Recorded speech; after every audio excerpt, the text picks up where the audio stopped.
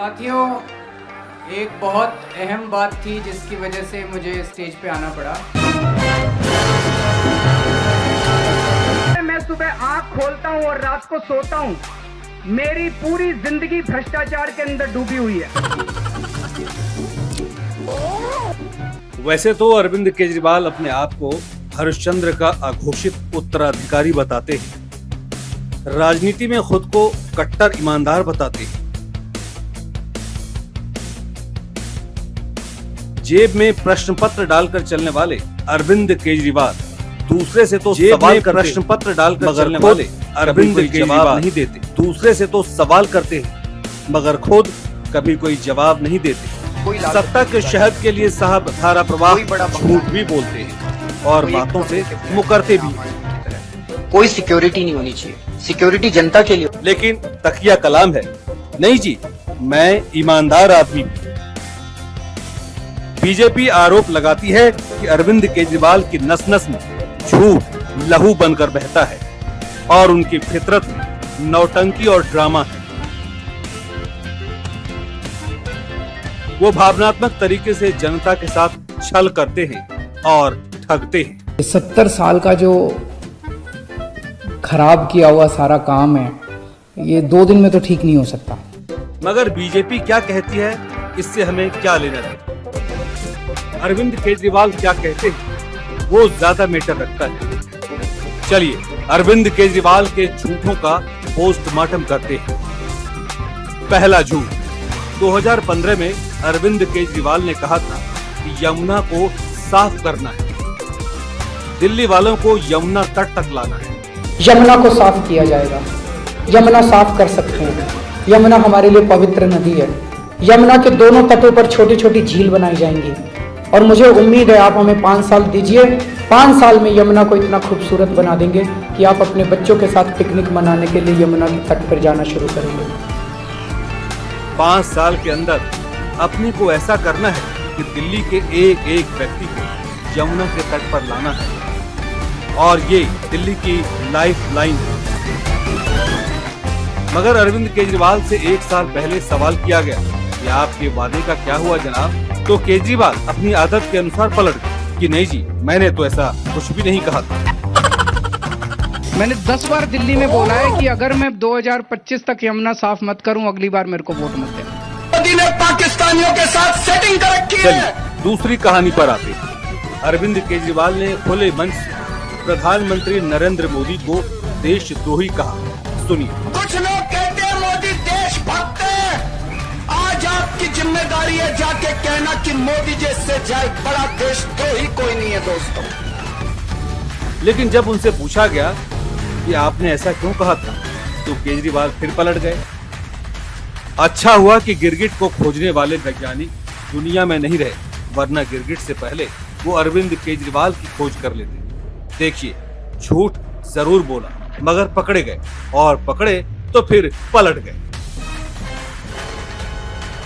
बहुत सारे लोगों ने एक वो वीडियो भेजा केजरीवाल जी का जिसमें आप प्रधानमंत्री नरेंद्र मोदी को देशद्रोही बता रहे हैं। मैंने कभी देशद्रोही नहीं कहा। इसका तो वीडियो है, दिखाइए।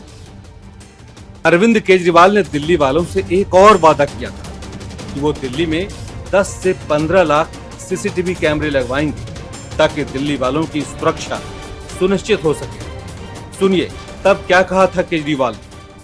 पूरे दिल्ली के अंदर आम आदमी पार्टी 10 से 15 लाख सीसीटीवी कैमरा लगाएंगे। अब जब कैमरे नहीं लगे तो सवाल उठने लगे कि भाई वादों का क्या हुआ, कहाँ है सीसीटीवी, वो भी 10 लाख 15 लाख। केजरीवाल को सवालों का सामना फिर से करना पड़ा। सवाल किया गया कि बताइए कैमरे वाले वादे का क्या हुआ। अरविंद केजरीवाल फिर पलट गए, वही घिसा पिटा बयान कि मैंने तो ऐसा कुछ कहा ही नहीं। मगर वो हमेशा भूल जाते हैं कि उनके वादे टीवी के सामने होते हैं, लिहाजा पकड़ में आ जाएंगे। 15 लाख कैमरे, 15 लाख कैमरे क्या लगाने का वायदा आपने पहले किया था? कभी नहीं। हमने कहा था दिल्ली में जितने कैमरों की जरूरत होती। अरविंद केजरीवाल का मन पाप से भरा हुआ है, तभी तो वो देश के बाकी लोगों को एक देश का नहीं मानते। वो दिल्ली वाले और यूपी बिहार वालों में फर्क करते हैं, क्षेत्रवाद को बढ़ावा देते हैं, तभी तो उनकी जुबान तक नहीं कांपती। ये कहने में कि लोग 5 लाख का इलाज कराकर चले जाते हैं। ऐसा है कि बिहार से एक आदमी 500 रुपए की टिकट लेता है, दिल्ली में आता है, अस्पताल में 5 लाख रुपए का ऑपरेशन फ्री में करा के वापस चला जाता है। अरविंद केजरीवाल के इस बयान ने सियासत में जबरदस्त भूचाल मचाया था। समय बीता और अरविंद केजरीवाल एक बार फिर कैमरे के सामने हाजिर हुए। फिर से सवाल किया गया कि दूसरे राज्यों के लिए ऐसा बयान क्यों दिया। तुरंत पलट गए, बोले ऐसा तो मैंने कहा ही नहीं। हमने तो कभी नहीं कहा। मतलब मुझे आश्चर्य है।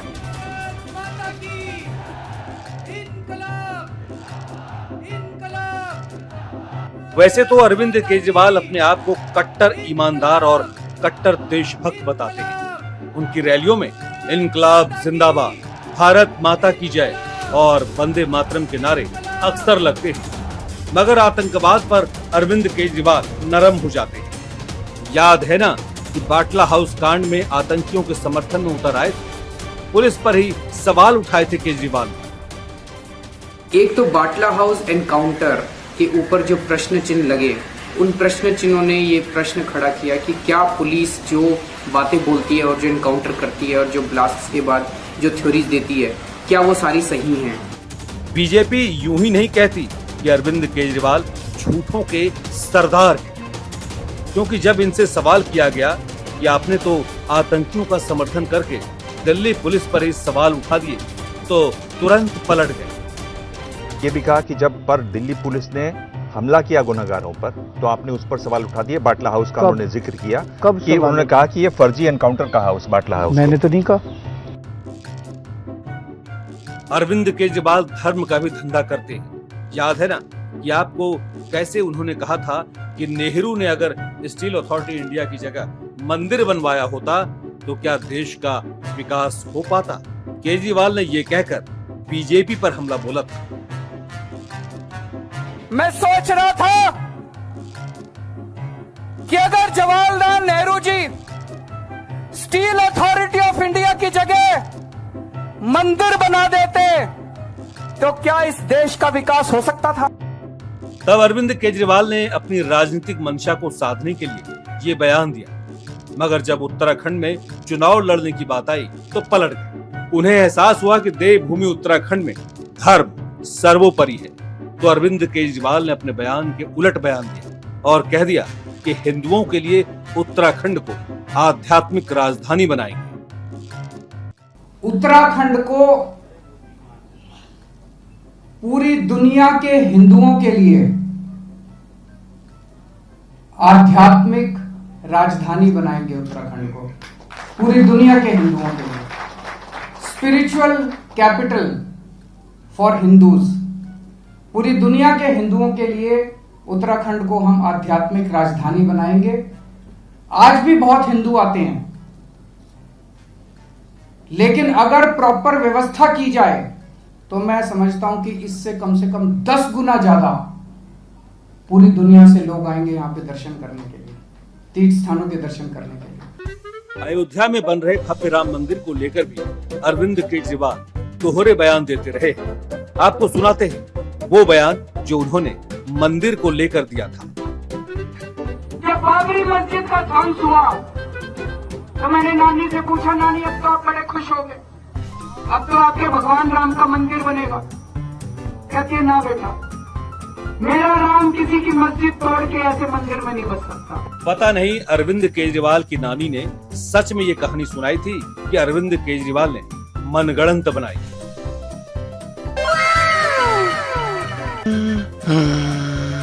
मगर तब उन्होंने यही कहा था, लेकिन जब उन्हें एहसास हुआ कि राम मंदिर तो भारतीय राजनीति की धुरी है तो पलट गए। अब कह रहे हैं कि राम मंदिर बन जाए तो दिल्ली के लोगों को ले जाऊं, भ्रमण कराने, दर्शन कराने।